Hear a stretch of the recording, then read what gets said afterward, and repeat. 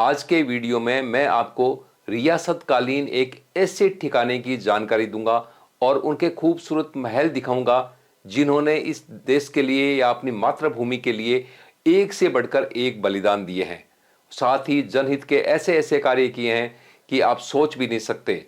जब प्रदेश के अंदर स्कूलें तक नहीं थी, उस वक्त इस ठिकाने के जागीरदारों ने अपने नगर में कृषि महाविद्यालय की स्थापना कर दी।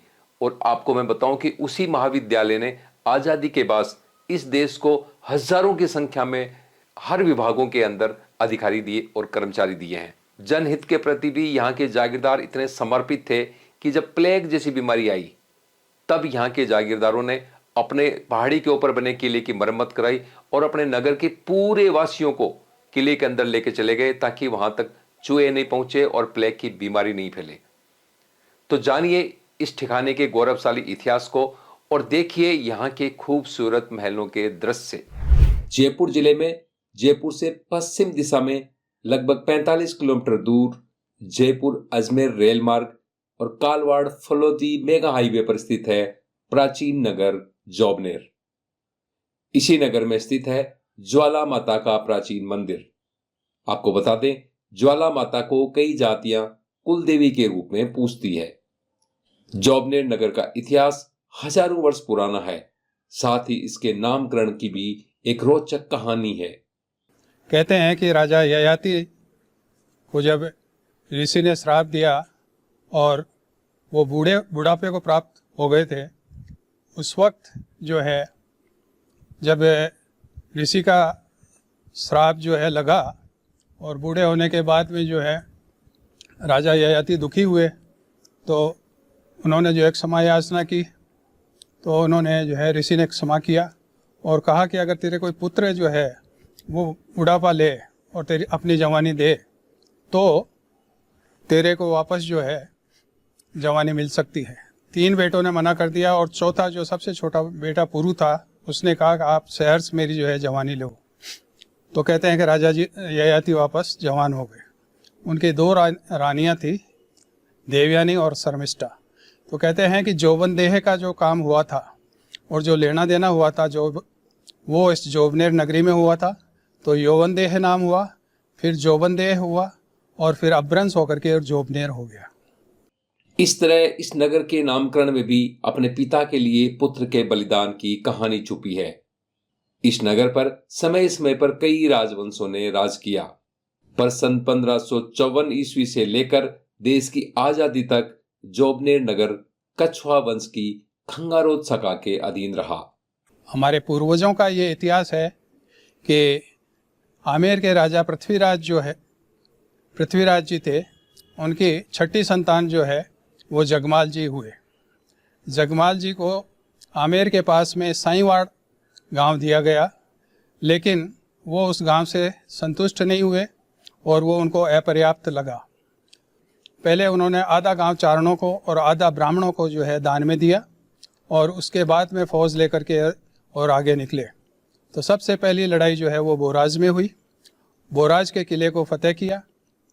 उसमें जगमाल जी के जो 5 लड़के थे उनमें से 3 वीरगति को प्राप्त हुए और सिर्फ खंगार जी और रामचंद्र जी बचे।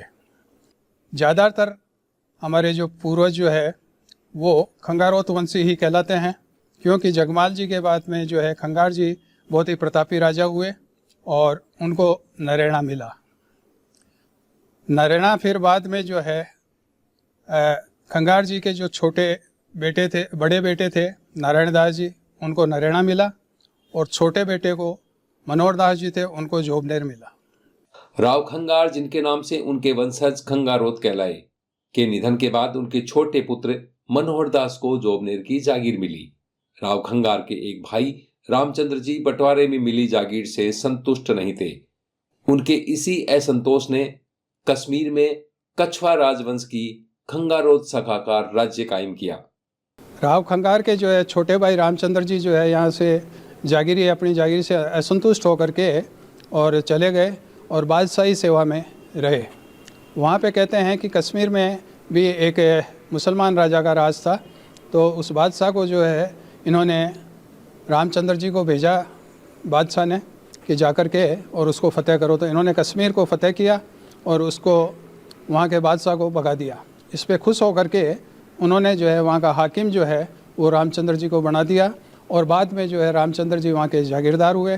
फिर पंजाब के राजा से गुलाब सिंह जी की अच्छी दोस्ती थी, तो लद्दाख और आसपास का जितना भी इलाका था वो उन्होंने जो है पंजाब के राजा से खरीद लिया। और कहते हैं कि अपने जमवाई माता जो उनके इष्ट और कुलदेवी थी उसके नाम पे जम्मू कश्मीर उन्होंने बसाया और उसी में जो है जमवाई माता का मंदिर भी बनाया। मनोहर दास जी जोबनेर के यशस्वी एवं प्रतापी राजा वे। इनके पुत्र भोजराज भी बहुत वीर वे, जिन्होंने दक्षिण भारत की लड़ाइयों में वीरता से लड़ते हुए अपने प्राणों का बलिदान दिया। प्रदेश के जाने माने इतिहासकार प्रोफेसर राजेंद्र सिंह मनोहर अपनी पुस्तक ऐतिहासिक एवं शैक्षणिक नगरी जोबनेर नामक पुस्तक में लिखते हैं कि यहाँ के जसवंत सिंह, देवी सिंह, भैरू सिंह, महेशदान सिंह, जेत सिंह, कल्याण सिंह, बंसी सिंह भी ख्यातनाम योद्धावे हैं। यहाँ के शासक जेत सिंह जी के समय बादशाह ने यहाँ स्थित प्राचीन देवी मंदिर तोड़ने के लिए लाल बेग के नेतृत्व में सेना भेजी।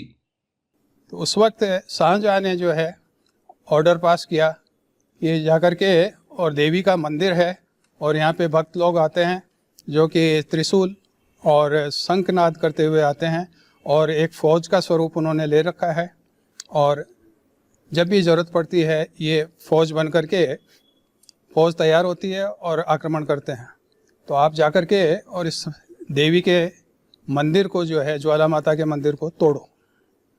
इस पर अजमेर से शाह मुराद, जिसको लाल बेग की उपाधि मिली हुई थी, वो 32,200 की फ़ौज लेकर के और जोबनेर पे चढ़ करके आया।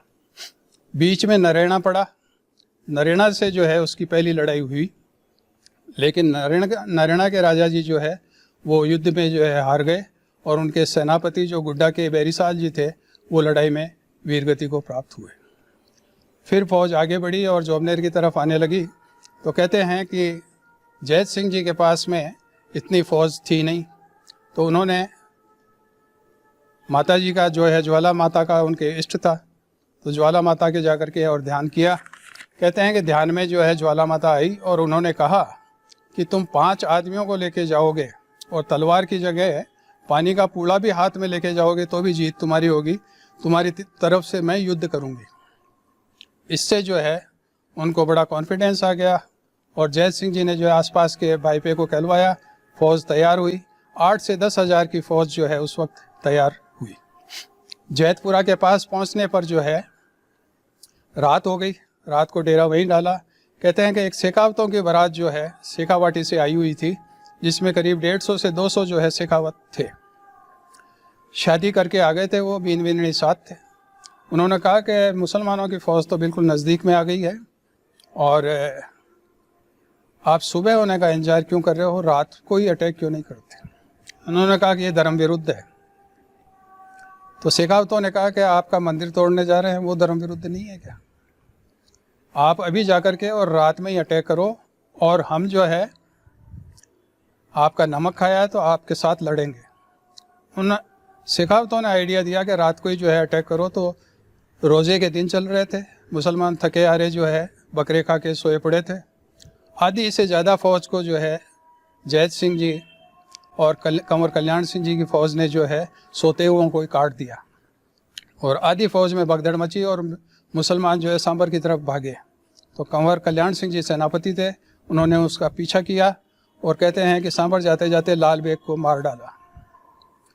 उसकी हाथी पे चलने वाली नौपत और निशान लेकर के विजय स्वरूप यहाँ पे आए, तो उनका बड़ा स्वागत हुआ।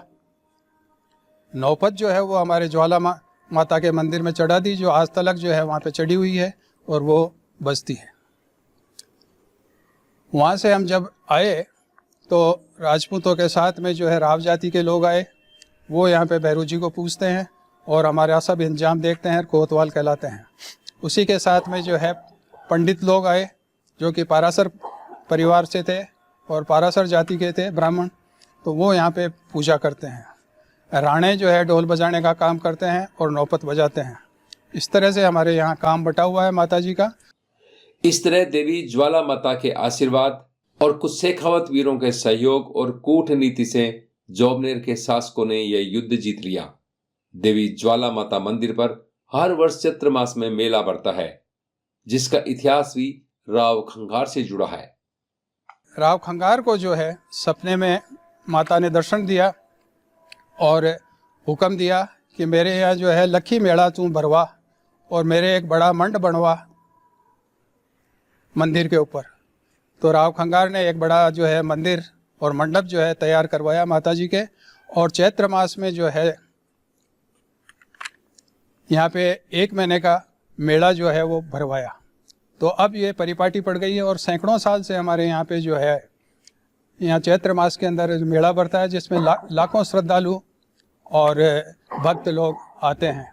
तो हमारे ठिकाने से जो है यहाँ पे उनके परवाने जाते हैं, जो राव जाति के लोग लेके जाते हैं, और जो भी मुखिया होते हैं भक्त उनको वो परवाने दिए जाते हैं। वो आसपास के यात्रियों को लेकर के और यहाँ पे आते हैं और बड़ी श्रद्धा के साथ में भजन गाते हैं। तो जो कल्याण सिंह जी, कंवर कल्याण सिंह जी वीरगति को प्राप्त हुए और जैत सिंह जी ने लड़ाई लड़ी और मंदिर को बचाया, उस पे जो है 50 भजन बने हुए हैं। और यहाँ पे चैत्र मास में जो उसमें लकी मेले के अंदर भजन गाए जाते हैं और अपने अपने जो है निशान लेकर के और वो भक्त लोग यहाँ पे आते हैं, उनको सिरोपा वगैरह दे करके और सम्मानित किया जाता है। जोबनेर के शासकों में राज ऋषि करण सिंह जी एवं रावल नरेंद्र सिंह जी शिक्षा के पुरोधा हुए। राज ऋषि करण सिंह जी को स्वामी दयानंद सरस्वती ने क्षेत्र में शिक्षा की अलख जगाने के लिए प्रेरित किया। उनका अनुसरण करते हुए रावल नरेंद्र सिंह जी ने भी शिक्षा कार्य को विस्तार दिया और सन 1947 में राज्य में प्रथम कृषि महाविद्यालय की स्थापना की। आपको बता दें, राजस्थान के प्रथम मुख्यमंत्री हीरालाल जी शास्त्री और पूर्व उपराष्ट्रपति भैरव सिंह जी शेखावत ने भी राज ऋषि करण सिंह जी द्वारा स्थापित एंग्लो वैदिक हाई स्कूल में शिक्षा ग्रहण की थी। तो ठाकुर साहब करण सिंह जी दयानंद सरस्वती के जो है संसर्ग में आए, अजमेर म्यो कॉलेज में पढ़ने गए थे उस वक्त, और दयानंद जी के यहाँ पधरावनी की, और यहाँ पधरावने पर जो है उन्होंने एक करणगढ़ नाम का महल बनाया था। तो दयानंद सरस्वती जी ने कहा कि महल तो आपके रहने के लिए पहले से है और इसको अगर विद्यालय बना दो तो ज़्यादा अच्छा रहेगा। तो कहते हैं कि 1893-94 में उनकी जो है दयानंद जी की प्रेरणा से ही और उनके हाथ से नींव रखवा करके और यहाँ पे एंग्लो वैदिक हाई स्कूल की स्थापना की गई, जो जयपुर स्टेट का दूसरा स्कूल था। उसके बाद में तीसरा स्कूल भी दयानंद सरस्वती की प्रेरणा से खेतड़ी राजा जी अजीत सिंह जी ने जो है बनाया था।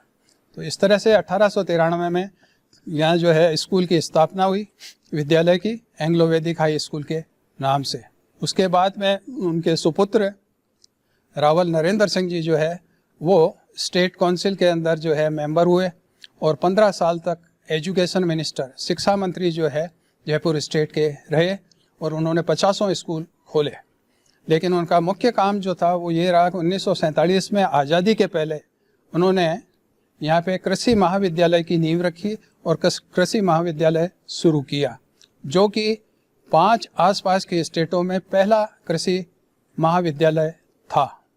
और उसके बाद में 2013 के अंदर वही कृषि महाविद्यालय जो है उसको उन्होंने जो है 3500 बीघा ज़मीन दी थी, उस पर विश्वविद्यालय की स्थापना जो है गवर्नमेंट ने कर दी। तो आज यहाँ पे जो है एग्रीकल्चर का विश्वविद्यालय है। राज ऋषि करण सिंह जी एवं रावल नरेंद्र सिंह जी की शिक्षा के प्रति दूरदर्शी नीति, सोच और त्याग का ही परिणाम है कि आज जोबनेर का कृषि विश्वविद्यालय विश्व में प्रसिद्ध है। इस संस्थान ने देश के हर विभागों को हजारों की संख्या में अधिकारी और कर्मचारी दिए हैं। प्रोफेसर राजेंद्र सिंह जी मनोहर ने अपनी पुस्तक में उल्लेख किया है कि जोबनेर के आसपास के 100 किलोमीटर के दायरे में हर घर कृषि स्नातक और स्नातकोत्तर है। जोबनेर के हर परिवार का कम से कम एक सदस्य इस विश्वविद्यालय से शिक्षा ग्रहण कर सरकारी नौकरी में है। शिक्षा क्षेत्र में उल्लेखनीय कार्य करने के साथ ही देश की आजादी के आंदोलन में जोबनेर का विशेष योगदान रहा। राज ऋषि करण सिंह जी के कार्यकाल में जोबनेर आर्य समाज की गतिविधियों का प्रमुख केंद्र था। सन 1894 ईस्वी में दीपमालिका के दिन भारत में सर्वप्रथम शुद्धि आंदोलन का श्री गणेश पंडित लेखराम जी आर्य मुसाफिर के नेतृत्व में जोबनेर में ही हुआ था। इस अवसर पर ख्याति प्राप्त नेता महात्मा हंसराज जी, लाला लाजपत राय जी, स्वामी नित्यानंद जी, स्वामी विश्वेश्वरानंद जी जोबनेर पधारे थे। स्वतंत्रता संग्राम के नेताओं श्याम जी कृष्ण वर्मा, लाला लाजपत राय जी और ठाकुर केसरी सिंह जी बारट के साथ भिंडों के रास्ते स्थित जोबनेर हवेली में बैठक हुई थी। राजऋषि करण सिंह जी स्वतंत्रता संग्राम के नायक ठाकुर भूर सिंह जी मलसीसर और राव गोपाल सिंह खरवा के अभिन्न मित्र थे। इस तरह स्वतंत्रता संग्राम में जोबनेर के शासकों की भूमिका का गौरवशाली इतिहास रहा है। बादशाह के दरबार में भी जोबनेर के शासकों का महत्वपूर्ण स्थान रहा। जोबनेर और नरेना का जो है 1000 का मनसब इनको मिला हुआ था और सीधे जो है दिल्ली से इनको राजा की पदवी जो है नरेना को मिली हुई थी। और इनके नरेना, दूदू, साली, साकुन, सावरदा, हरसोली, जोबनेर, मंडा, भादवा, किशनगढ़, रेणवाल और कहते हैं कि राजमहल और टोडा भी जो है इनके जागीरी के अंदर आता था। तो बड़े भूभाग पे इनका कब्जा था और जोबनेर के नीचे 115 गांव थे। बाद में भाईबट में जो है मंडा चला गया, फिर भादवा चला गया, फिर ड्योडी कोडी चला गया। इस तरह से जो है अलग होते गए। और हमारे यहाँ जोबनेर के जो है मनोहर दास जी के चौथे नंबर के पुत्र भोजराज जी भी बड़े वीर और जोरदार हुए। उनको जो है उनके ताऊ ने नारायण दास जी ने गोद लिया नरेना के लिए। तो उनको भोजराज जी को पहले चिरनोटिया, भोजपुरा और मुरलीपुरा की जागीरी मिली हुई थी, वो छोड़ करके और वो नरेना के राजा हुए। और कहते हैं कि एक बार जहांगीर ने जो है भोजराज को भेजा कि नूरजहाँ को लेके जाओ, इसको शिकार करा के लाओ। तो शिकार कराने के लिए ले गए तो 500 घुड़सवारों को लेकर के और भोजराज जी गए और पंजाब के जंगलों की बात है। उस वक्त कहते हैं कि अचानक शाहजादा खुर्रम जो कि खिलाफ हो गया था जहांगीर के, उसने आक्रमण कर दिया और नूरजहाँ पर को उठाकर ले जाने की तजवीज़ कर दी। लेकिन भोजराज, उसके पास में 5000 घुड़सवार थे, लेकिन भोजराज जी जो है 500 घुड़सवारों के साथ मुकाबला करते हुए उसको जहांगीर के कैंप में ले आए और उसको सुरक्षित जो है नूरजहाँ को जहांगीर को सौंप दिया। और फिर घायल तो थे ही, घायल अवस्था में घोड़े से गिर गए। तो कहते हैं कि इससे जो है बादशाह बहुत खुश हुआ और उसने कहा मांग तू क्या मांगता है। तो उन्होंने कहा 3 दिन के लिए मेरे को बादशाह बना और मैं जहाँ भी रहूँ वहाँ 100 बीघा ज़मीन जो है रोज़ दान करूँगा। तो भोजराज जी 100 बीघा ज़मीन रोज़ दान करते थे और 3 दिन के लिए बादशाह बने। उस वक्त कहते हैं कि जजिया कर उन्होंने माफ़ कराया और कई जो है अच्छे काम उन्होंने किए। तो इनकी बड़ी विशाल छतरी जो है नरेना के अंदर नारायण दास जी की और भोजराज जी की बनी हुई है। बाद में उनके वंशजों ने जो है भरीपूरी अवस्था में दादू जी के चेले हो गए और उन्होंने जो है नरेना पूरी जागीरी जो है उन दादूपंथियों को सौंप दी। ये हमारा संक्षिप्त में यहाँ का इतिहास रहा है। तो ये थी जोबनेर के खंगारोद कछवा शासकों के गौरवशाली इतिहास की जानकारी। अगले वीडियो में हम फिर इसी तरह की जानकारी लेकर उपस्थित होंगे। तब तक बने रहे ज्ञान दर्पण यूट्यूब चैनल और शौर्य गर्जना फेसबुक पेज के साथ। धन्यवाद। जय हिंद, जय भारत, जय राजपूताना।